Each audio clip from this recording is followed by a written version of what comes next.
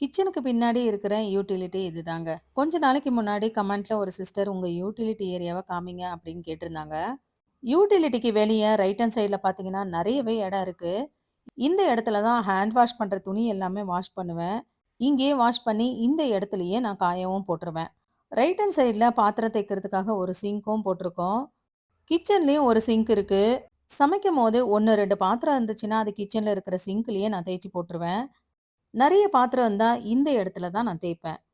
மேல மோல்டிங்கும் ஃபுல்லா கவர் பண்ணாம பாதி வரைக்கும் தான் கவர் பண்ணியிருக்கோம். இப்படி பண்ணியிருக்கிறதுனால, மதியம் ஒரு 1 மணி நேரத்துக்கு இங்க நல்லா வெயில் வருது. அது மட்டும் இல்லாம காத்தும் நல்லா வருது. இந்த இடத்துல இருக்கிற செவுத்துல எல்லாமே குறைஞ்ச விலையில கிடைக்கிற டைல்ஸ் எல்லாத்தையுமே செவுத்துக்கு போட்டு விட்டுட்டோம். இப்படி டைல்ஸ் போட்டதுனால மெயின்டெனன்ஸும் எங்களுக்கு கொஞ்சம் ஈஸியாவே இருக்கு. மார்க்கெட்லேருந்து காய்கறி வாங்கிட்டு வந்தாலும் சரி, அதே மாதிரி கீரை ஆஞ்சி எடுக்கிறதுக்கும் இந்த யூட்டிலிட்டி ஏரியா ரொம்பவே யூஸ்ஃபுல்லா இருக்கு. வெங்காய கூடையும் நான் கிச்சன்ல வைக்காம இந்த யூட்டிலிட்டி ஏரியால தான் நான் வச்சிருப்பேன்.